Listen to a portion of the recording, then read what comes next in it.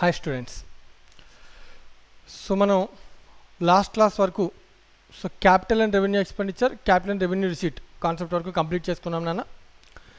So ఎలా అయితే ఒక ఎక్స్పెండిచర్ ఒక బిజినెస్ ఆర్గనైజేషన్కి ఐదర్ ఎక్స్పెండిచర్ కానీ రిసీట్ కానీ ఉంటుంది. సో ఎక్స్పెండిచర్ అనేది ఐదర్ క్యాపిటల్ నేచర్ కానీ రెవెన్యూ నేచర్ కానీ. సో క్యాపిటల్ నేచర్ అంటే it can be assume to be an asset. Revenue nature అంటే అది ఆ పీరియడ్తో క్లోజ్ అయిపోతుంది. సో ఆ ఎక్స్పెండిచర్ అనేది ఆ పీరియడ్తో క్లోజ్ అయిపోతుంది. దాన్ని మనం ప్రాఫిట్ ఆర్ లాస్ డిటర్మినేషన్ కోసం యూజ్ చేస్తాం.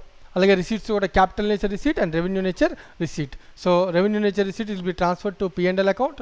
So capital nature receipt will be shown in the balance sheet as a liability. So ఇవన్నీ మనం అసెట్, లైబిలిటీ, ఎక్స్పెండిచర్, ఇన్కమ్ ఇలా మనం మాట్లాడుతున్నాం కదా.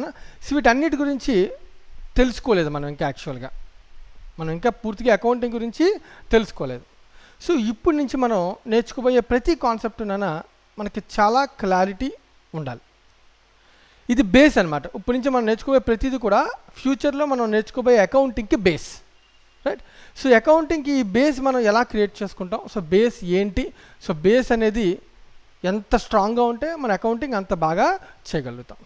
సో బేస్ కన్నా ముందే నేను నీకు ఆల్రెడీ ఒక టాపిక్ కంప్లీట్ చేశాను, like capital and revenue, expenditure and receipts. అది ఈ బేస్కి బేస్, రైట్? సో దాన్ని ఒక మైండ్లో ఒక ఐడియా పెట్టుకుంటూ మనం ఇప్పుడు బేసిక్స్ మీద పూర్తి అవగాహనలోకి వెళ్ళబోతున్నాం. సో బేసిక్స్లో అకౌంటింగ్ అనేది చాలా పెద్ద ప్రాసెస్. మనం ఆల్రెడీ స్టార్టింగ్ డెఫినేషన్లో నేర్చుకున్నాం. Accounting refers to recording, classifying, summarising, analysing, interpretation. So ఇవన్నీ మనం చేయాలి. అయితే రికార్డింగ్, క్లాసిఫైయింగ్, సమరైజింగ్ ఇవన్నీ చేయడానికన్నా ముందు అసలు వీటిని రికార్డ్ చేయాలి, ఎందుకు రికార్డ్ చేయాలి, ఎలా రికార్డ్ చేయాలి, సమరైజ్ ఎందుకు చేయాలి, ఏ రకంగా చేయాలి, పర్పస్ ఏంటి, ఇలాంటి అన్ని విషయాల్లో మనం ఇప్పుడు నేర్చుకోబోతున్నాం. వాటినే మనం అంటాం accounting concepts, conventions and principles, right? So our next unit is unit number 2. Unit number 2, most important unit. Unit number 2. Unit number 2,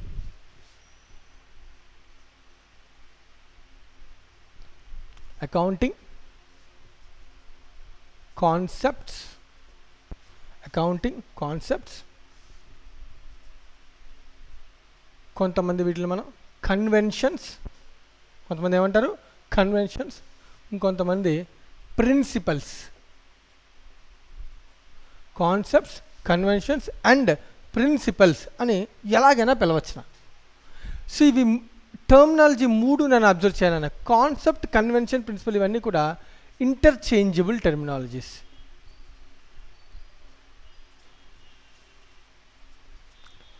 interchangeable terminologies, right? So కొంతమంది అకౌంటింగ్ కాన్సెప్ట్స్ అని అంటారు, కొంతమంది అకౌంటింగ్ కన్వెన్షన్స్ అంటారు, కొంతమంది అకౌంటింగ్ ప్రిన్సిపల్స్ అంటారు. సరే ఏంటి sir అసలు ఇవన్నీ కూడా టర్మ్ ఏదైతే ఏమైంది అసలు ఏంటి, దేని గురించి చెప్తుంది ఇవన్నీ? మన అకౌంటింగ్ స్టార్ట్ అయింది ఎప్పుడో ప్రీవియస్లో రూల్స్ రెగ్యులేషన్స్ ఏమీ లేనప్పటి నుంచి కూడా అకౌంట్ ఫర్ చేస్తాను. ఎందుకంటే ఏ బిజినెస్ అయినా ఎవరైనా అకౌంట్ ఫర్ చేసుకోకపోతే వాళ్ళకి ఆ బిజినెస్ మీద ఒక ఐడియా ఉండదు. సో మనం జనరల్గా బిజినెస్ ఎందుకు అకౌంట్ ఫర్ చేస్తాం, ఏ బిజినెస్ అయినా ఎందుకు అకౌంటింగ్ చేస్తాం? సో అకౌంటింగ్ చేయడం ద్వారా మనకి చాలా విషయాలు తెలుస్తాయి. లైక్ మన బిజినెస్ బాగా రన్ చేస్తున్నామా లేదా, లైక్ మన బిజినెస్ ఒక 1 year రన్ చేసాం, ఆ 1 yearలో నాకు ప్రాఫిట్ వచ్చిందా, లాస్ వచ్చిందా. అలాగే 1 year తర్వాత నా దగ్గర నెక్స్ట్ ఇయర్ మళ్ళీ కంటిన్యూ చేయడానికి నా దగ్గర ఏమున్నాయి, లైక్ ఒక ఫర్నిచర్ కొన్నాం, అది ఆ 1 yearతో అయిపోతుంది కదా, నెక్స్ట్ ఇయర్లో కూడా కంటిన్యూ చేస్తాం, రైట్? ఒక స్టాక్ కొన్నాం, లాస్ట్ ఇయర్లో కొంత కన్జ్యూమ్ చేసాం, నెక్స్ట్ ఇయర్లో మళ్ళీ ఇంకొన్ని సేల్ చేస్తాం, రైట్? మన దగ్గర స్టాక్ ఉండిపోయింది, అది నెక్స్ట్ ఇయర్లో బిజినెస్ స్టార్టింగే కదా, initial stage of the business. So వీటిని మనం అంటాం అసెట్స్ అండ్ లయబిలిటీస్ అని అంటాం. దీన్ని అకౌంటింగ్ టెర్మినాలజీలో ఫినాన్షియల్ పొజిషన్ అంటాం. మన అకౌంటింగ్ టెర్మినాలజీలో 2 విషయాలు ఉంటాయి, నన్ను జాగ్రత్తగా అబ్జర్వ్ చేయాలి. సో దీనికి బేస్ బ్యాక్గ్రౌండ్ గురించి మనం మాట్లాడుతున్నాం. సో బ్యాక్గ్రౌండ్లో ఏ బిజినెస్ అయినా 2 విషయాలు తెలుసుకోవడానికి వాడి మైండ్ సెట్ అనేది అకౌంట్ ఫర్ చేస్తాం, అకౌంటింగ్ అనేది చేస్తాం. ఒకటి ఫినాన్షియల్ రిజల్ట్ అంటాం, రెండోది ఫినాన్షియల్ పొజిషన్ అంటాం. సో ఎవరైనా సరే బిజినెస్ యొక్క అకౌంటింగ్ చేసేది బేసిక్గా వాళ్ళ యొక్క పర్పస్ ఏంటన్నా 2 విషయాలు తెలుసుకోవడానికి. ఒకటి financial result, second one financial position, right? So what is meant by financial result refers to ప్రాఫిటా లేదా నా బిజినెస్లో నాకు లాస్ వచ్చిందా, నా బిజినెస్ నేను కష్టపడి వర్క్ చేసి హార్డ్ వర్క్ చేసి రన్ చేయడం వల్ల నా బిజినెస్కి ప్రాఫిట్ వచ్చిందా, లాస్ వచ్చిందా? 2, నా బిజినెస్ని నెక్స్ట్ ఇయర్ కంటిన్యూ చేసేటప్పుడు నా బిజినెస్ యొక్క పొజిషన్ ఏంటి, నా దగ్గర అసెట్స్ ఏమున్నాయి, లయబిలిటీస్ ఏమున్నాయి, ఎన్ని అప్పులు తీర్చాలి, ఎన్ని అసెట్స్ నా దగ్గర ఉన్నాయి. దీన్ని మనం అంటామన్నా అసెట్స్ అండ్ లయబిలిటీస్.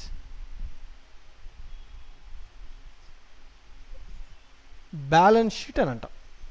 నేనేం మాట్లాడుతున్నాను, ఫినాన్షియల్ రిజల్ట్ తెలుసుకోవడం కోసం ప్రాఫిటా లాసా, రైట్ అన్న. సో దీన్నే మనం అంటున్నాను financial result through profit and loss account. Through this will know what is a profit and what is a loss. Through this we know how many assets are there and how many liabilities are there. అప్పులు ఎన్ని ఉన్నాయి, ఆస్తులు ఎన్ని ఉన్నాయి, right అన్న. So ఒక business సంపాదించినటువంటి డబ్బులు, ఎర్న్ చేసినటువంటి మనీ, ప్రాఫిట్ వచ్చిందా, లాస్ వచ్చిందా, ఫినాన్షియల్ రిజల్ట్ తెలుసుకోవాలనుకుంటుంది బిజినెస్, తెలుసుకోవాలనుకుంటుంది. అలాగే దాని యొక్క పొజిషన్, బ్యాలెన్స్ షీట్, ఎన్ని అసెట్స్ ఉన్నాయి ఇప్పుడు దాకా, ఎన్ని లయబిలిటీస్ ఉన్నాయి, పొజిషన్ తెలుసుకోవాలనుకుంటున్నాను. ఈ losses, profits, assets, liabilities, right, వీటిని తెలుసుకోవడం కోసం జనరల్గా బిజినెస్ అనేది ఏం చేస్తుందన్న, అకౌంటింగ్ అనేది చేస్తాను. బిజినెస్ అకౌంటింగ్ జనరల్గా అందుకు జరుగుతుంది. అయితే ఇదన్నీ జరగాలి ఏంటనన్నా, ఒకప్పుడు మరి మనకి ఈ ప్రాసెస్ ఆఫ్ అకౌంటింగ్ ఏం తెలియదే. అకౌంటింగ్ టెర్మినాలజీ ఇప్పుడంటే ఐసీఏ బోర్డు క్లియర్గా టెర్మినాలజీ, రూల్స్, కాన్సెప్ట్, కన్వెన్షన్స్ అని రకరకాల టర్మ్స్ ఉపయోగించి మనకి అకౌంటింగ్ మీద ఒక అవగాహనని క్రియేట్ చేస్తున్నారు. బాగుంది. కానీ ఒకప్పుడు వాళ్ళ జనాభాకి, ఒకప్పుడు ఉన్నటువంటి పీపుల్కి, ఒకప్పుడు ఉన్నటువంటి అకౌంటెంట్స్కి మరి ఇన్ఫర్మేషన్ అంతా తెలియదు కదా. మరి వాళ్ళు ఏం చేసేవాళ్ళు, వాళ్ళన్నీ కూడా కొన్ని అజంప్షన్స్ తీసుకుని అలా ఫాలో అయిపోయేవాళ్ళు. బెస్ట్ ఇండస్ట్రీలో బెస్ట్ అజంప్షన్స్ అనమాట. కొంతమంది అందరూ కలిసి ఈ సిచ్యువేషన్ వచ్చిందా, దీన్ని ఇలా డీల్ చేద్దాం, ఈ సిచ్యువేషన్ వచ్చిందా, దీన్ని ఇలా అకౌంట్ ఫర్ చేద్దాం, ఈ సిచ్యువేషన్ వచ్చింది, దీన్ని మనం ఈ రకంగా బుక్స్లోకి ఎంట్రీ చేద్దాం అని వాళ్ళు డిసైడ్ చేశారు. వాళ్ళందరూ కలిసి కొన్ని కాన్సెప్ట్స్, కన్వెన్షన్స్ అండ్ ప్రిన్సిపల్స్ని రైట్ డిసైడ్ చేశారు. వాళ్ళందరూ కలిసి కొన్ని కాన్సెప్ట్స్, ప్రిన్సిపల్స్ అండ్ అజంప్షన్స్ని డిసైడ్ చేశారు. ప్రిన్సిపల్స్ని అసెంబ్సార్. వీటిని మనం అంటారన్నా ఇండస్ట్రీ బెస్ట్ ప్రాక్టీసెస్. వాళ్ళందరూ ఫాలో అయినటువంటి బెస్ట్ ప్రాక్టీసెస్ అన్నిటిని తీసుకుని వాటిలో మనం ఏమంటానన్నా, వాళ్ళు ఫాలో అయినటువంటి ఆ అజంప్షన్స్, రూల్స్ ఏవైతే ఉన్నాయో వాటిలో మనం అంటాం కాన్సెప్ట్స్, కన్వెన్షన్స్ అండ్ ప్రిన్సిపల్స్ అని అంటాం. So concepts, conventions and principles అంటే ప్రీవియస్లీ అకౌంటింగ్ చేయడం కోసం వాళ్ళు కొన్ని స్టాండర్డ్ రూల్స్ అండ్ రెగ్యులేషన్స్ని పెట్టుకొని, స్టాండర్డ్ ప్రొసీజర్స్ని పెట్టుకొని, ఎజంప్షన్స్ని ఫాలో అవుతూ అకౌంట్ ఫర్ చేశారు. ఆ ఎజంప్షన్స్ని మనం ఇప్పుడు తెలుసుకోబోతున్నాను. సార్ ఇవన్నీ ఎందుకు, మనకి అకౌంటింగ్ స్టాండర్డ్స్ ఉన్నాయి కదా. ఎస్, డెఫినెట్గా ఉన్నాయి నాన్న. So before accounting standards we have lot of process, lot of concepts, right.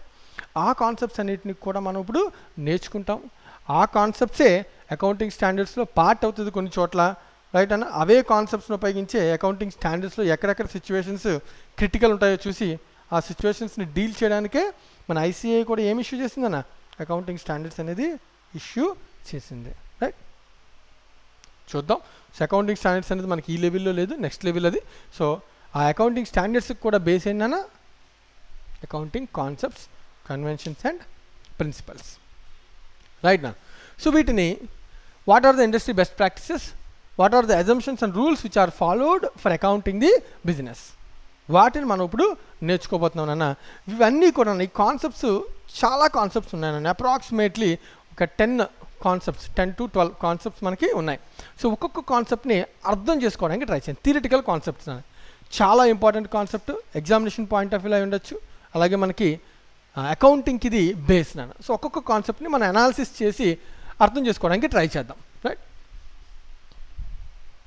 అందరూ కూడా కొంచెం జాగ్రత్తగా కాన్సన్ట్రేట్ చేయాలి. ఇప్పుడు మనం దేని గురించి మాట్లాడుతున్నాం, అకౌంటింగ్ కాన్సెప్ట్స్ గురించి మనం మాట్లాడుతున్నాం, రైట్. కాన్సెప్ట్ నెంబర్ 1, ఒక్కొక్క పాయింట్ని మనం డిస్కస్ చేద్దాం. Point number 1, first concept is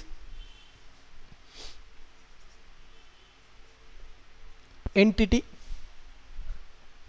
or business entity or separate entity concept. So రకరకాల పేర్లతో పిలిచేవాళ్ళ ఎంటిటీ పేరేంటది, ఎంటిటీ అనొచ్చు, లేదా బిజినెస్ ఎంటిటీ కాన్సెప్ట్ అనొచ్చు, లేదా సపరేట్ ఎంటిటీ కాన్సెప్ట్ అనొచ్చు. సో ఈ కాన్సెప్ట్ ఏం చెప్తుంది, వర్డ్లోనే ఉందన్న, entity concept, business entity concept or separate entity concept. ఇక్కడ నుంచి మనకి ఈజీగా అర్థమవుతుంది. Entity separate. సరే ఎంటిటీ సపరేట్ ఏంటి? రైట్, ఫర్ ఎగ్జాంపుల్ నేను ఒక బిజినెస్ చేస్తున్నాను, రైట్ నా. సో ఇప్పుడు నేను బిజినెస్ చేస్తున్నప్పుడు నేను బిజినెస్ ఒకటేనా అని క్వశ్చన్ అడిగితే నువ్వు అంటావు నా బిజినెస్ నేనే కదా అని నువ్వు అనుకుంటావు. కానీ అకౌంటింగ్ పాయింట్ ఆఫ్ వ్యూలో ఆలోచించాలి. అకౌంటింగ్ అంటే ఒక బాడీ అనుకో, ఊహించుకో. అకౌంటింగ్ ఏం ఆలోచిస్తుంది? అకౌంటింగ్ పాయింట్ ఆఫ్ వ్యూలో నేను వేరు, బిజినెస్ వేరు, అంతే కదా. మేబీ బిజినెస్ నువ్వు అనుకుంటావు, అకౌంటింగ్ కూడా తెలుసు, ఏం తెలుసు, మేబీ బిజినెస్కి ఇన్వెస్ట్మెంట్ నేనే పెట్టి ఉండొచ్చు, బిజినెస్ వచ్చే ప్రాఫిట్ లాస్ నేనే తీసుకుంటాను, బిజినెస్ యొక్క అసెట్స్ అండ్ లయబిలిటీస్ అన్నీ నావే. కానీ బిజినెస్ వేరు, నేను వేరు from point of view of accounting, right అన్న. సో కాన్సెప్ట్ ఏం చెప్తున్నానా, owner and business, it's called entity or separate. Owner and business are separate persons. Separate na ఇద్దరు ఒకటి కాదు. Owner and business are separate persons. మరి accounting దేనికి చేస్తాం? బిజినెస్కి అకౌంట్ ఫర్ చేస్తాం. సార్ బాగానే ఉంది, బిజినెస్కి అకౌంట్ ఫర్ చేస్తాము, మరి ఓనర్ని ఎందుకు సపరేట్ చేయాలి? ఎందుకంటే ఓనర్ ట్రాన్సాక్షన్స్ని కూడా తీసుకెళ్ళి బిజినెస్లో నేను కానీ కలిపేస్తాను అనుకున్నానా. సో కన్ఫ్యూషన్ అనేది క్రియేట్ అవుతుంది. మనకు కావాల్సింది అల్టిమేట్గా ఇందాక స్టార్టింగ్లో ఇచ్చుకున్నాం, మన అల్టిమేట్ అబ్జెక్టివ్ ఆఫ్ అకౌంటింగ్ ఏంటి? Financial results of the business తెలుసుకోవడానికి కదా, ఓనర్ గురించి కాదు కదా. సో అందుకనే త్రూ దిస్ కాన్సెప్ట్, రైట్ అన్న, అకౌంటింగ్ చేసేటప్పుడు అంట మన మైండ్లో, అకౌంటింగ్ యొక్క మైండ్లో ఒక అజంప్షన్ ఉండాలంట. మన అకౌంట్ ఫర్ చేస్తున్నప్పుడు మన అకౌంటెంట్ అనుకుంటే మన మైండ్లో ఒక అజంప్షన్ ఉండాలంటే. ఏంటి assumption? Owner and business are separate persons, separate organisations, right. Separate books maintain చేయాలన్నా, వీళ్ళందరూ ఏం చేయాలన్నా? సపరేట్ బుక్సా? ఎవరెవరి గురించినా? ఓనర్ యొక్క ట్రాన్సాక్షన్స్ రికార్డ్ చేయడానికి, బిజినెస్ ట్రాన్సాక్షన్స్ రికార్డ్ చేయడానికి సపరేట్ బుక్స్ని మెయింటైన్ చేస్తాను, రైట్నా. ఈ బుక్స్ అని మనం అనకన్నా సింపుల్ టెర్మినాలజీలు దీన్ని ఏమంటాం నాన్న? బిజినెస్కి సంబంధించి అంటే లైక్ ఎంటిటీకి సంబంధించి బుక్స్ మెయింటైన్ చేయాలి. ఓనర్కి సంబంధించి, ఓనర్ అంటేనా ఎవరైతే బిజినెస్ని ఎస్టాబ్లిష్ చేశారో ఆ పర్సన్ ఓనర్. ఓనర్కి సంబంధించి పర్సనల్ కదన్నా, ఓనర్ అయితే పర్సనల్కి సంబంధించి సపరేట్ బుక్స్ మెయింటైన్ చేయాలి. సపరేట్ ఓనర్కి సంబంధించిన సపరేట్ బుక్స్ని మనం అంటాం నాన్న క్యాపిటల్ అంటాం. నేను ఆల్రెడీ ఇందాక లాస్ట్ క్లాసుల్లో కూడా మనం కొన్ని డిస్కస్ చేసినప్పుడు నేర్చుకున్నాం.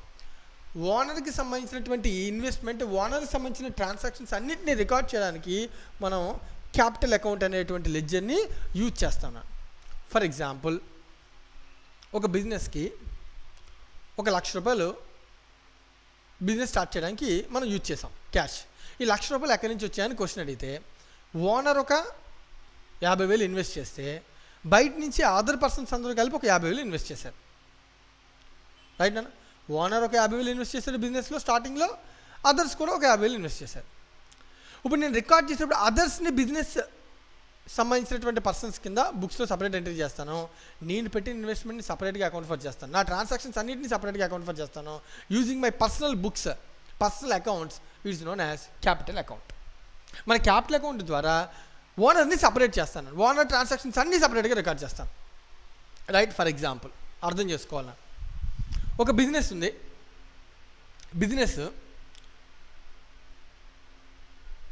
బిజినెస్లో శాలరీ పే చేస్తాం నన్ను, ఒక ఎంప్లాయీకి శాలరీ పే చేస్తాను నన్ను. అది ఎవరి ట్రాన్సాక్షన్? బిజినెస్ ట్రాన్సాక్షనా, ఓనర్ ట్రాన్సాక్షనా? బిజినెస్ ట్రాన్సాక్షన్, బిజినెస్ బుక్స్లోకి వెళ్తున్నాను. అదే బిజినెస్ మనీలో నుంచి డబ్బులు తీసుకుని, ఆ డబ్బులు శాలరీ ఎంప్లాయీస్కి కాకుండా ఓనర్ యొక్క పర్సనల్ ఎక్స్పెండిచర్ కోసం ఖర్చు పెట్టాను. లైక్ ఓనర్కి ఒక చిల్డ్రన్ ఉన్నాడు, స్కూల్కి వెళ్తున్నాడు, స్కూల్ ఫీజు పే చేశాను, స్కూల్ ఫీజు పే చేస్తే సార్ బిజినెస్ ఎక్స్పెండిచర్. అస్సలు బిజినెస్ ఎక్స్పెండిచర్ ఎందుకు అవుతుంది? అది ఎవరు expenditure? Personal expenditure of the owner. It is not at all related to business.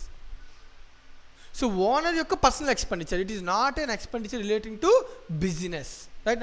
మరి ఓనర్ యొక్క పర్సనల్ ఎక్స్పెండిచర్ని మనం సపరేట్గా అకౌంట్ ఫర్ చేసుకోవాలి. ఆ కాన్సెప్ట్ పేరు ఏంటన్నా? Business entity concept. As per this concept, మళ్ళీ చెప్తున్నానా, as per this concept the business enterprise is a separate entity from its owner, right? Separate entity from its owner. Business transactions are recorded in the business books. Owner transactions are recorded in his personal books in the name of capital account. All owner transactions, all owner related transactions are recorded in the capital. So owner లక్ష రూపాయలు invest చేశాడు నాన్న, అడిగే సడన్గా అవసరం డబ్బులు తీసుకెళ్ళిపోయాడు. నేను అంటాను business transaction అంటానా? లేదు, ఓనర్కి సంబంధించిన పర్సనల్ ట్రాన్సాక్షన్. సార్ ఎందుకు సార్ ఓనర్కి సంబంధించి సపరేట్గా ఎంటర్ చేయాలి? ఎందుకనంటే మనం కనుక్కుంటున్న అకౌంటింగ్ బిజినెస్లో ప్రాఫిట్ వచ్చిందా లాస్ వచ్చిందా అని. నువ్వు ఇలా ఓనర్ ట్రాన్సాక్షన్స్ కూడా మిక్స్ చేసావు అనుకో బిజినెస్లో, బిజినెస్ యొక్క రియల్ ప్రాఫిట్ ఆర్ లాస్ తెలియదు, బిజినెస్ యొక్క real assets and liabilities position అనేది మనకి తెలియదు. సో బిజినెస్ యొక్క అసెట్స్ అండ్ లయబిలిటీస్ పొజిషన్ ప్రాపర్గా తెలియాలన్నా, బిజినెస్ యొక్క ప్రాఫిట్ ఆర్ లాస్ ఎగ్జాక్ట్గా కరెక్ట్గా మనకి తెలియాలన్నా, we have to follow an assumption called business entity concept. Under this assumption, business is a different entity, owner is a different entity, right? Concept na concept clear hai na? Everyone has a doubt unte adigochu. All capital account transactions are recorded because of entity concept. All capital transactions are recorded. Capital and owner related transactions are recorded separately in the name of capital account. For example, నేను owner ఉన్నాను, నా బుక్స్లో నా పేరు సుమన్ అని రాయను, Suman capital account ఏమనాలి? Suman capital account. Owner పేరు పెట్టి క్యాపిటల్ అని రాయాలి నేను. అదే నేను సుమన్ అని రాశాను అనుకో నా బుక్స్లో, దాని అర్థం నేను ఒక పర్సన్ అయిపోతాను, ఓనర్ నవ్వను. అంటే నేను కూడా బిజినెస్లో పార్టే. లైక్ ఫర్ ఎగ్జాంపుల్, నేను బయట నుంచి అప్పు తెచ్చాను, నేను గూడ్స్ పర్చేజ్ చేశాను, నేను ఒక బిజినెస్ గూడ్స్ పర్చేజ్ చేసింది, సుమన్ నుంచి గూడ్స్ పర్చేజ్ చేసింది అన్న. ఇప్పుడు బిజినెస్ గూడ్స్ పర్చేజ్ చేసినందుకు సుమన్కి డబ్బులు పే చేయాలి కదా. గూడ్స్ పర్చేజ్ చేస్తే, మెటీరియల్ పర్చేజ్ చేస్తే, పర్చేజ్ చేసినప్పుడు అంటే కొంటేనా, పర్చేజ్ అంటే కొన్నావు, సో కొంటే నేను పే చేయాలి కదా. మరి ఇప్పుడు పే చేయాలంటే అంటే క్వశ్చన్, సుమన్ ఎవరు? Suman is a person, related to business అనాలా లేదంటే ఓనర్ అంటే రిలేటెడ్ టు బిజినెస్? సరే ఓనర్ అయితే, సో ఓనర్ అయితే మనం సపరేట్గా ఐడెంటిఫై చేయాలి కాబట్టి, ఓనర్ ట్రాన్సాక్షన్ సపరేట్గా ఐడెంటిఫై చేయాలి కాబట్టి, సో ఓనర్ రిలేటెడ్ ఏదైనా జరిగితే మనం దాన్ని ఏ పేరుతో రికార్డ్ చేయాలన్నా? క్యాపిటల్ అనే పేరుతో రికార్డ్ చేయాలి, right? This is the concept of entity. First concept, most important concept, entity concept. Second one is money measurement concept. Money measurement concept. Money measurement concept. So observe చేయాలి. ఏంటి sir money measurement? వర్డింగ్లోనే అర్థమైపోవాలి నాకు. Money measurement అంటే ఏంటి అన్నది? మనీలో measure చేయగలిగేటటువంటి ట్రాన్సాక్షన్స్ మనం ఆల్రెడీ ఎక్కడ నేర్చుకున్నాం? డెఫినేషన్ ఆఫ్ అకౌంటింగ్లో మనం ఇది నేర్చుకున్నాం. So as per the definition of accounting, definition లాస్ట్లో all financial transactions and events అని చెప్పుకున్నాం. ఫినాన్షియల్ అంటే ఏం చెప్పుకున్నాం మన meaning? Which are measured in terms of money. అంటే ట్రాన్సాక్షన్స్ అండ్ ఈవెంట్స్ని రికార్డ్ చేయాలి. That to which are measured in terms of మనీలో మాత్రమే ఉన్న వాటిని మాత్రం మనం రికార్డ్ చేయాలి. మనీలో మెజర్ చేయలేని వేటిని మనం రికార్డ్ చేయలేము. అదొక లిమిటేషన్ అని కూడా మనం బేసిక్స్లో నేర్చుకున్నాం స్టార్టింగ్ చాప్టర్స్లో. అదే పాయింట్ ఇక్కడ చెప్తున్నాను. ఈ కాన్సెప్ట్లో ఏం చెప్తున్నానంటే వాడు, the transactions and events which are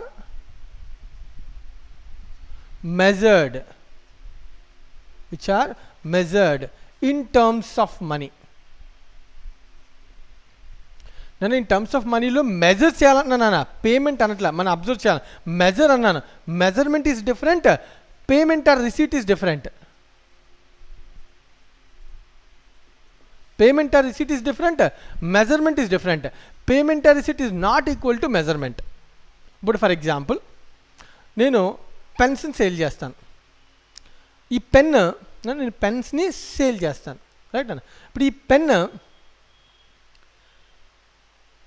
ఒక పెన్ 10 రూపీస్, ఒక 1000 పెన్స్ని సేల్ చేద్దాం అనుకున్నాను. ఒక కస్టమర్ నా దగ్గరికి వచ్చాడు. 1000 × 10 రూపీస్ 10,000 రూపీస్ అన్న. డబ్బులు. ఇప్పుడు ఈ పెన్ యొక్క సేల్ని నేను మనీలో చెప్పగలుగుతానా లేదా? ఎస్. సో పెన్ యొక్క ట్రాన్సాక్షన్ నేను మనీలో మెజర్ చేయగలుగుతున్నాను కాబట్టి ఇప్పుడు నేను ఏమంటాను దీన్ని? Transaction relating to money. So money measurement concept బుక్స్లో రికార్డ్ చేయాలి అన్నాను నేను. ఎందుకు బుక్స్లో రికార్డ్ చేయాలి? Because which is measured in terms of money. బాగుంది. So which is measured in terms of money, very good. Question ఏంటంటే వాడి పేమెంట్ ఇప్పుడు ఎవరు నన్ను 2 months తర్వాత ఇస్తాడు. నాకు ఇప్పుడు రిసీట్ ఇప్పుడే వచ్చిందా? రిసీట్ ఆఫ్ మనీ 10,000 రూపీస్ ఇమీడియట్గా వచ్చిందంటే లేదు. రిసీట్ ఎప్పుడు వస్తుంది? మేబీ 1 month తర్వాత 2 months తర్వాత బేస్డ్ ఆన్ ది టర్మ్స్ మనం డబ్బులు తీసుకుంటాం. ఇప్పుడు నేను మనీ రాలేదు కాబట్టి నేను రికార్డ్ చేయనా మానేనా అంటే రాంగ్. నేను అన్నాను రిసీట్ వస్తే క్యాష్ రూపంలో వస్తే రికార్డ్ చేయి, లేదా క్యాష్ రూపంలో పేమెంట్ చేస్తే రికార్డ్ చేయి నేను చెప్పట్లే. నువ్వు పేమెంట్ చేసినా చేయకపోయినా ఇమీడియట్గా చేయి, లేటర్ చేయి, తర్వాత చేయి, ఇమీడియట్గా చేయి, తర్వాత చేయి, what it may be situation. కానీ దాన్ని నువ్వు మనీ టర్మ్స్లో మెజర్ చేయగలిగితే చాలా అన్నదాన్ని రికార్డ్ చేయాలి. నేను చెప్పేది అర్థమవుతుంది. మనీ టర్మ్స్లో మెజర్ చేయగలిగితే మనం ఏం చేయాలి? రికార్డ్ చేయాలి. మనీ టర్మ్స్లో పే చేస్తేనో రిసీవ్ చేస్తేనో రికార్డ్ చేయమని నేను చెప్పట్లే. మనీ టర్మ్స్లో మెజర్ చేయగలిగితే, మనీలో మనం మెజర్ చేయగలిగితే దేన్నైనా మనం దాన్ని ఏం చేయొచ్చు? రికార్డ్ చేయొచ్చు. సో మనీ అంటే ఏంటి సార్? మళ్ళీ క్వశ్చన్ వెంటనే మనకి రేజ్ అవుతుంది. So what is meant by money? Money refers to currency. Money refers to currency. So money అంటే ఏంటన్నా? Currency. In India the currency is rupees. India the currency is rupees. అంటే మన ఇండియాలో account for చేయాలంటే ఆ transaction ఎలా measure చేయాలన్నా? Money రూపంలో మెజర్ చేయాలి, రూపీస్లో మెజర్ చేయగలగాలని. రూపీస్లో మెజర్ చేయలేకపోతే దాని రికార్డ్ నేను చేయను. ఒక ఎంప్లాయీ చాలా బాగా వర్క్ చేస్తాను, సూపర్ స్కిల్ పర్సన్ అన్న, ఒక పని ఇవ్వగానే టక్ మనీ వర్క్ కంప్లీట్ చేస్తాను, చాలా స్పీడ్ లేబర్, చాలా యాక్యురేట్ లేబర్ అన్న, చాలా ఎఫిషియెంట్ లేబర్ అన్న. అయితే ఏంటి వీళ్ళందరికీ నేను ఇప్పుడు రికార్డింగ్ ఎఫిషియెంట్ లేబర్ అని అకౌంట్ ఫర్ చేయాలా? స్కిల్డ్ వర్కర్ అని నేను అకౌంట్ ఫర్ చేయాలా? లాయల్ వర్కర్ అని నేను అకౌంట్ ఫర్ చేయాలంటే no. All these are the things which are not measured in terms of money. మరి వాళ్ళకి సంబంధించి మనం ఏం రికార్డ్ చేయాలి? వాళ్ళకి నేను శాలరీ పే చేస్తాను. The salary is measured in terms of money because it is a transaction, it is an agreement between the 2 people. So మనం ఆల్రెడీ బేసిక్స్లో డిస్కస్ చేసాం. సో దాన్ని మాత్రమే మనం రికార్డ్ చేయాలని. ఆ కాన్సెప్ట్ పేరు ఏంటన్నా? Money measurement concept. Next concept number 3. So concept number 2 ఏంటన్నా? మనీ మెజర్మెంట్ అంటే the transactions which are measured in terms of money are recorded in the books of accounts. Right? Point number 3. Next most important concept, going concern. Next important concept ఏంటన్నా? Going concern. ఇక్కడ అంటేనా మనం ఒక assumption తీసుకోవాలంట. Going concern ఒక assumption తీసుకోవాలంటే ఏంటి sir going concern అంటే? ఈ concept ఏం చెప్తుందంటే business will run in future. So generally the business will run in future. Business will not close in this period. ఒక పీరియడ్లో క్లోజ్ అయిపోతుంది బిజినెస్ అనేది కంటిన్యూ అవుతుంది, బిజినెస్ అనేది రన్ అవుతుంది, ఫ్యూచర్లో రన్ అవుతుంది బిజినెస్. సో బిజినెస్ ఫ్యూచర్లో ఎప్పుడు రన్ అవుతూ ఉంటుంది అని చెప్పేటటువంటి అజంప్షనే గోయింగ్ కన్సర్న్ అజంప్షన్. సార్ ఏంటి సార్ దాని బెనిఫిట్ ఏంటి? బిజినెస్ రన్ అవ్వకపోతే ఏంటి నష్టం? ఫర్ ఎగ్జాంపుల్ చాలా జాగ్రత్తగా అబ్జర్వ్ చేయను. ఈ అజంప్షన్ లేదనుకోనన్నా, ఈ అజంప్షనే లేదనుకున్నా. ఫర్ ఎగ్జాంపుల్ నేను ఒక బిజినెస్ ఉందన్న, ఓకేనా? పెన్ బిజినెస్ నా, పెన్ ఏంటిది? పెన్. రైట్? ఈ పెన్ బిజినెస్ కోసం జాగ్రత్తగా అబ్జర్వ్ చేయాలని అందరూ కూడా. సో ఈ పెన్ బిజినెస్ కోసం 1,00,000 రూపాయలు నేను ఇన్వెస్ట్ చేశాను. ఇనీషియల్గా ఒక 1 lakh క్యాష్ నేను ఇన్వెస్ట్ చేసి బిజినెస్ స్టార్ట్ చేస్తున్నాను. ఈ 1,00,000 రూపాయలతో నేను 50,000 పెట్టి ఒక మిషన్, ఒక ఫర్నిచర్, ఒక సేల్ చేయడం కోసం ఒక ఫర్నిచర్ లైక్ సేల్కి బైక్ గట్రా నేను పర్చేజ్ చేశాను. ఇంకో 50,000 పెట్టి స్టాక్ పర్చేజ్ చేశాను, అంటే లైక్ పెన్స్ పర్చేజ్ చేశాను. పర్చేజ్ చేసి వీటిని మళ్ళీ ఏం చేశాను? సేల్ చేస్తున్నాను. వీటిని ఏం చేస్తున్నాను? నేను సేల్ చేస్తున్నాను. సేల్ వాల్యూ వచ్చి 60,000కి నేను అమ్మేశాను. ఓకేనా? ఎంతకి అమ్మేశాను? 60,000కి అమ్మేశాను. ఇప్పుడు నేను క్వశ్చన్ అడుగుతాను, నేను చేసిన బిజినెస్లో నాకు ప్రాఫిట్ వచ్చిందా, లాస్ వచ్చిందా, నాకు అసలు ఏమైనా బెనిఫిట్ ఉందా అని నేను క్వశ్చన్ అడిగాను అనుకుందాం. నేను అంటాను స్టాక్ ఒక 1,00,000 రూపాయలు, ఫర్నిచర్ ఒక 50,000 మొత్తం ఖర్చు పెట్టాను నేను. నా ఖర్చు ఎంతనా 50,000 ఫర్నిచర్, 50,000 స్టాక్. అంటే నేను 1 lakh ఖర్చు పెట్టాను, నాకు వచ్చింది 1 lakh నుంచి కేవలం ఎంతనా 60,000. అంటే నాకు వచ్చింది ఏంటన్నా 40,000 లాస్ వచ్చింది అని నేను అనొచ్చా? నాకు ఖర్చు ఏమో 50,000 ఫర్నిచరు, 50,000 స్టాక్. ఆలోచించాలి, common sense. 50,000 furniture, 50,000 stock, worth is 1 lakh. Expenditure, the receipt is 60,000. Sale చేయడం ద్వారా వచ్చిన రిసీట్ 60,000 నాన్న. ఓకేనా? ఇప్పుడు క్వశ్చన్, సార్ నాకు 1 lakh ఖర్చు పెడితే 60,000 నాకు రిసీట్ అయితే 40,000 ఏంటి లాసా? మరి తక్కువకే కదా అమ్మాయిని, మరి లాసా అంటే వెంటనే క్వశ్చన్ అవుతుంది, సార్ మీరు తప్పు చేస్తున్నారు క్యాలిక్యులేషను. ఏంటి సార్ తప్పు చేస్తున్నారు? ఎందుకంటే మీరు 50ని 60ని కంపేర్ చేయాలి, కానీ 50,000 ఆఫ్ ది ఫర్నిచర్ని ఎందుకు కంపేర్ చేస్తున్నారు? 1 lakhతో అసలు ఎందుకు కంపేర్ చేస్తారు? 1 lakhతో కంపేర్ చేయాలి. 50,000 స్టాక్ని 60కి అమ్మాను, 50,000 స్టాక్ని 60కి అమ్మాను. అంటే నాకు ఎంత వచ్చిందన్న ప్రాఫిట్? ఈ సిచ్యువేషన్లో 10,000 ప్రాఫిట్ వచ్చింది. నాకు 50,000 ఉన్నటువంటి పెన్స్ని 60,000కి అమ్మాను నేను. అంటే నాకేమొచ్చిందన్న ప్రాఫిట్ వచ్చింది. మీరు లాస్ అంటున్నారు. అదేంటి సార్, మరి స్టాక్ ఫర్నిచర్ కూడా కొన్నాను కదా. ఫర్నిచర్ అనేది ఎసెట్, అది ఇయర్తో క్లోజ్ అవ్వదు కదా. ఎలా సార్ మీరు చెప్పగలరు? నా బిజినెస్ ఇయర్తో నేను క్లోజ్ చేస్తాను అలా నీ మైండ్లో ఉంటే the loss is 40,000. 40,000 is right answer.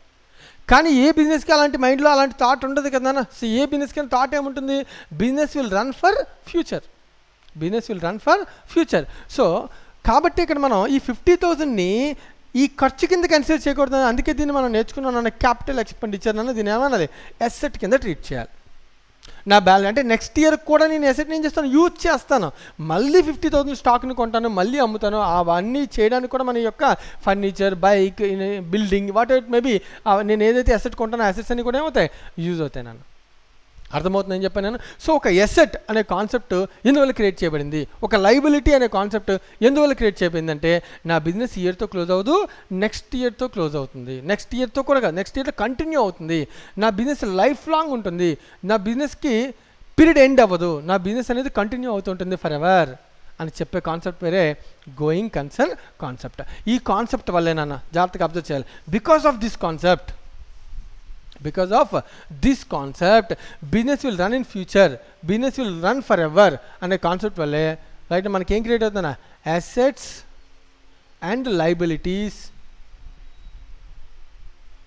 Are accounted. Assets liabilities అన్నిటిని కూడా మనం అకౌంట్ ఫర్ ఎందుకు చేస్తాం అంటే because of going concern concept, that is balance sheet. The balance sheet is created, the financial position for the period. After that we will continue again.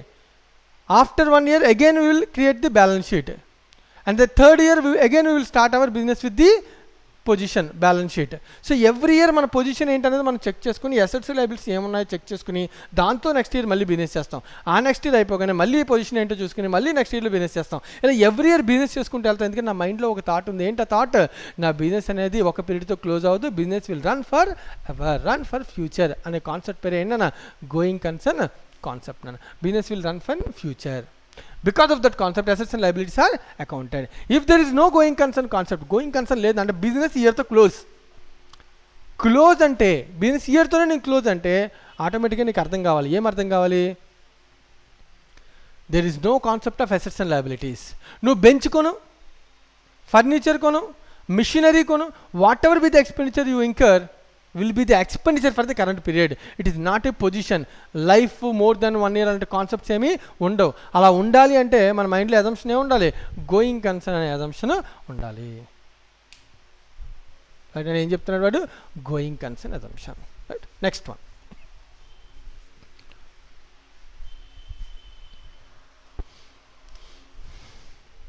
Fourth one, periodicity concept. Periodicity concept. So ఈ కాన్సెప్ట్లోనైనా right జాగ్రత్తగా అవుతుంది. Life అనేది ఏంటి? ఏం life? Life of A business. ఇందాకే మనం మాట్లాడుకున్నాం. Life of A business అనేది అన్లిమిటెడ్ సార్, ఫర్ ఎవర్ అని ఇప్పుడు ఒక కాన్సెప్ట్ చెప్పాం. ఏంటది? Going concern assumption. కానీ నా life of the business for ever నాన్న బాగానే ఉంది. నా దగ్గరికి నాకు డౌట్ వచ్చింది. So life business for ever అయితే అకౌంట్ ఫర్ ఇప్పుడు నుంచి చేస్తాము, నన్ను ఎవరైనా వచ్చి క్వశ్చన్ అడిగారు, సార్ మీ బిజినెస్లో ప్రాఫిట్ ఎంత వచ్చింది, లాస్ ఎంత వచ్చింది అని అడగాను. నేను అంటాను అనమాట, ప్రాఫిట్ లాస్ ఇప్పుడు ఎందుకు చెప్తాను, నా బిజినెస్ ఏంటి for ever, life for ever. నువ్వు రా, నా బిజినెస్ ఎండ్ అయ్యే రోజు రా, ఎప్పుడు ఎండ్ అవుతుంది తెలీదు, అప్పుడు రా, అప్పుడు చెప్తా నీకు ప్రాఫిట్ లాస్ అని అంటావా? నీ గురించి నువ్వు తెలుసుకోవా? నాలో నేను చేసిన బిజినెస్ వల్ల నాకు ప్రాఫిట్ వచ్చిందో లాస్ వచ్చిందో మనకు తెలియద్దా? మనకి ఇది తెలియాలి అంటే కనుక నువ్వు అబ్జర్వ్ చేయాలి, నా ప్రాఫిట్ వచ్చిందో లాస్ వచ్చిందో తెలియాలంటే the life of the business మనం ఏం చేయాలి, cut in to parts. Right, it will be cut in to parts కింద కట్ చేయాలి. నా లైఫ్ని పార్ట్స్ కింద కట్ చేసి నేను నా పొజిషన్ ఏంటో నేను తెలుసుకోవాలి, నాకు ప్రాఫిట్ వచ్చిందో లాస్ట్ నా ఫినాన్షియల్ రిజల్ట్ ఏంటో నేను తెలుసుకోవాలి. స్టార్టింగ్లో నేర్చుకున్నాం కదా, first initial of the concept. ఇనీషియల్గా నా ఆబ్జెక్టివ్ ఆఫ్ అకౌంటింగ్ ఏంటి, రిజల్ట్, ప్రాఫిట్ ఆర్ లాస్ తెలుసుకోవాలి. మరి ప్రాఫిట్ ఆర్ లాస్ తెలుసుకోవాలంటే లైఫ్ సో మచ్ లైఫ్ ఉంది, అప్పుడు రండి అప్పుడు చెప్తాను ఇప్పుడు కాదు అని నేను అనొచ్చానన్నా? అలా అనకూడదు. సో ఎందుకని అనకూడదు, అలా అప్పుడు చెప్తే కుదరదు కదా, ఇప్పుడే మనం ఫర్ ఎగ్జాంపుల్ నేను ఒప్పుకున్నాను, గవర్నమెంట్ వచ్చింది, గవర్నమెంట్ రాగానే అడిగాను, so I'm following going concern concept. మీరు ఒక 5 years తర్వాత రండి, బిజినెస్ క్లోజ్ చేస్తాను, అప్పుడు మీకు నేను ట్యాక్స్ కడతాను. ఊరుకుంటుందా గవర్నమెంట్ డిపార్ట్మెంట్, ఊరుకుంటుందా ఇన్కమ్ ట్యాక్స్ డిపార్ట్మెంట్? లేదు. ఏమంటాడు వాడు, అలా కాదు బాబు, ఒక పీరియడ్కి నువ్వేం చేయాలి, బుక్స్ ప్రిపేర్ చేయాలి. ఆ పీరియడ్లోనే నువ్వేం చేయాలి, ఇన్కమ్ అండ్ ఎక్స్పెండిచర్ రికార్డ్ చేసుకోవాలి. ఆ పీరియడ్లో నువ్వేం క్యాలిక్యులేట్ చేయాలి, ప్రాఫిట్ ఆర్ లాస్ క్యాలిక్యులేట్ చేయాలి. కానీ బట్ ఒకవేళ నీకు ప్రాఫిట్ వస్తే నువ్వేం పే చేయాలి, ట్యాక్స్ పే చేయాలి అనే విషయాన్ని అర్థం అవడం కోసం ప్రాక్టికల్గా ఫ్యూచర్ ఇండస్ట్రీ బెస్ట్ ప్రాక్టీస్లో ఒక పీరియడ్ అనేది డిసైడ్ చేశాను నేను. The life of the business is cut in to part will be decide as a period. ఒక పీరియడ్ తీసుకుని బుక్స్ ఆఫ్ అకౌంట్స్ మనం ప్రిపేర్ చేయాలి, ఎవ్రీ ఒక పీరియడ్ తీసుకోవాలి. సో ఎంతకాలం తీసుకోవాలి ఒక period, generally it is 12 months. ఇంతకుముందు అయితే మోర్ దాన్ 12 months కూడా ఉండేదాన్ని, ఇప్పుడు ఆ కాన్సెప్ట్ తీసేశారు.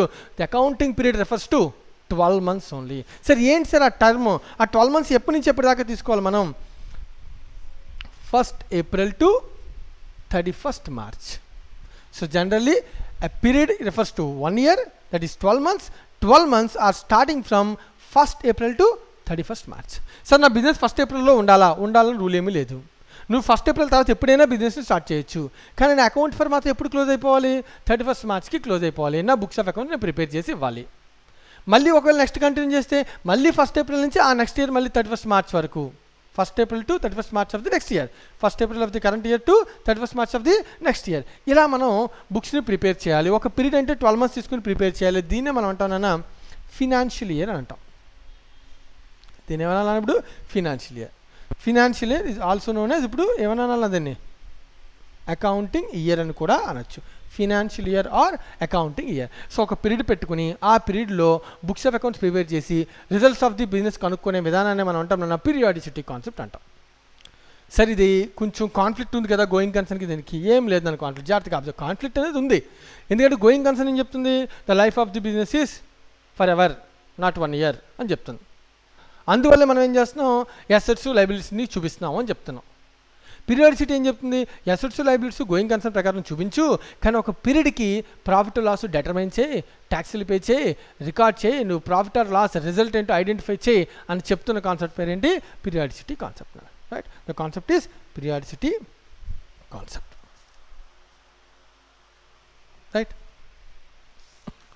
సో నెక్స్ట్ కాన్సెప్ట్ వెళ్ళడానికి ముందు ఒక 2 minutes ఆలోచించాను. సో నెక్స్ట్ క్లాస్లో మనం రిమైనింగ్ కాన్సెప్ట్స్ గురించి డిస్కస్ చేద్దాం. Thank you.